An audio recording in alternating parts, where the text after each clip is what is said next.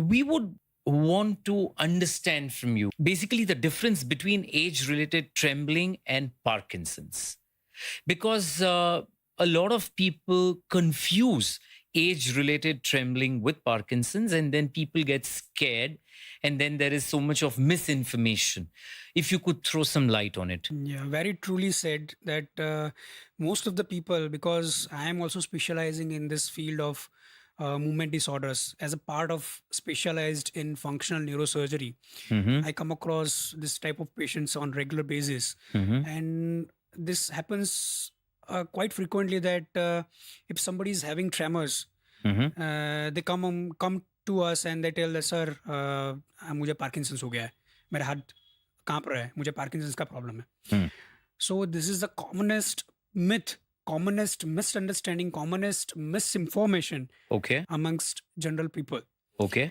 So Parkinson की बात करें तो tremors are not the predominant symptom of Parkinson's disease. Okay. Let us make this very clear. Okay. So पहले हम tremors की बात करें, then I will talk about in brief about Parkinson's how it presents usually. Mm-hmm.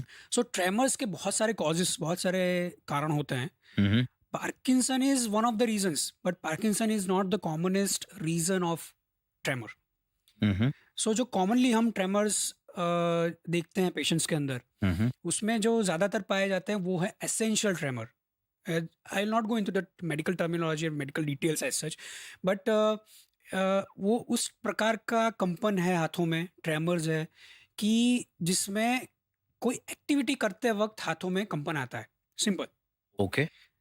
And similar type of tremors can also be seen as an exaggerated or enhanced physiological tremors. Okay. It can be seen in elderly patients as well as in young patients as well. Mm-hmm. Mm-hmm. So उसमें क्या होता है कि जैसे हम सब लोगों को ये एक्सपीरियंस होता है कि कोई चैलेंजिंग सिचुएशन या तो कोई एंग्जियस सिचुएशन या तो कोई किसी को कभी बहुत ज़्यादा गुस्सा आ गया या तो कुछ ऐसी बात सुनी कि वो एकदम शॉक में आ गया, तो उस टाइम पे हाथ और पैर कांपने लगते हैं. Mm-hmm. Mm-hmm. That is a common symptom. Mm-hmm. So all this are physiological tremors, they are Okay. Not pathological, यानी कि वो एबनॉर्मल नहीं है. It is a physiological response of a body against that stressful situation. जो हमारे Situation. Body के अंदर जो चेंजेस आते हैं उसकी वजह से ये सारी चीज़ें होती है. Okay. So this tremors are different. और कुछ पेशेंट्स में, खास करके यंग पेशेंट्स में, ऐसी स्ट्रेसफुल सिचुएशन में है, यानी कि कोई यंग बंदा है, उसको किसी को कन्फ्रंट करना है, कोई अनजान आदमी को, अनजान को मिलने की उसको ज़रूरत पड़ी है, Mm-hmm. तो उस टाइम यार मान लो कि या कोई कहीं पे इंटरव्यू देने जा रहा है वो, Mm-hmm. तो उस समय उसको ट्रेमर्स आने लगते हैं. तो Mm. This are also physiological, it is a normal response, लेकिन कुछ लोगों में वो कम होता है, कुछ लोगों में ज़्यादा होता है. Okay. So this is quite normal. Okay. Okay. दूसरी बात कर रहे हैं हम एसेंशियल ट्रेमर्स की, जो कि पैथोलॉजिकल यानी कि एज अ डिजीज प्रोसेस माना जाता है, Mm-hmm. जो कि नॉर्मली कोई भी एक्टिविटी करते वक्त ये ट्रेमर्स आते हैं. Mm-hmm. Mm-hmm. So that is the main feature of essential tremors. Okay. उसमें बहुत सारे बाकी के सिम्टम्स भी आते हैं, आई will not go into the details. उसकी कंपैरिजन में, एसेंशियल ट्रेमर की कंपैरिजन में हम पार्किंसंस के ट्रेमर की बात करें, एसेंशियल ट्रेमर में जैसे हम बताया कि एक्टिविटी करते वक्त ट्रेमर्स आते हैं, वो एसेंशियल ट्रेमर में होता But है. is that also a neurological disorder? Absolutely it is a neurological disorder. क्योंकि आपने जो अभी नॉर्मल कंपन की बात की, वो जो कंपन है, वो जो ट्रेमर्स हैं, या वो जो शिवरिंग आदमी महसूस करता है, वो शिवरिंग और वो tremor is in response to the external stimuli. Correct. Okay. लेकिन ये जो ट्रेमर्स हैं, ये एक न्यूरोलॉजिकल डिसऑर्डर है, और ये कोई एंग्शियसनेस या एंजाइटी की वजह से नहीं हो रहा है.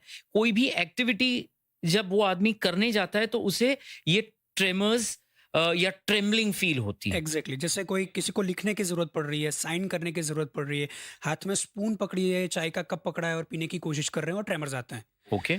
लेकिन वो ट्रेमर और पार्किंसन के ट्रेमर में क्या डिफरेंस रहता है? जैसे मैंने बताया, एसेंशियल ट्रेमर में एक्टिविटी करते वक्त ट्रेमर्स आते हैं. But it is a neurological it is a disorder. Neurological disorder. Okay. Okay. And Parkinson disease में जो ट्रेमर आते हैं, those are typically, classically they are resting tremors.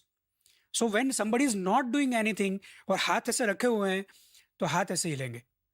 ऐसे कुछ नहीं करना है, आदमी जैसे टेबल के ऊपर या तो चेयर के ऊपर हाथ रखे हुए हैं, तो हाथ ऐसे हिलते रहेंगे। ना कुछ करते हुए भी ट्रेमर्स आना है। जब ट्रेमर्स आते हैं, वो पार्किंसंस के ट्रेमर्स हैं। हाँ, लेकिन ये दोनों एसेंशियल ट्रेमर और पार्किंसंस के ट्रेमर, दोनों प्रकार के ट्रेमर्स जो हमने बात की, जो नॉर्मल व्यक्तियों में होता है, स्ट्रेसफुल सिचुएशन में बढ़ना, ये प्रकार के ट्रेमर में भी होता है। हम्म। ऑलरेडी ट्रेमर्स हैं, लेकिन स्ट्रेसफुल सिचुएशन में वो ट्रेमर और ज़्यादा बढ़ जाते हैं। सो मेन डिफरेंस, पार्किंसन के ट्रेमर्स रेस्ट में आते हैं, हम्म। एसेंशियल ट्रेमर के ट्रेमर्स ड्यूरिंग एक्टिविटी आते हैं। जैसे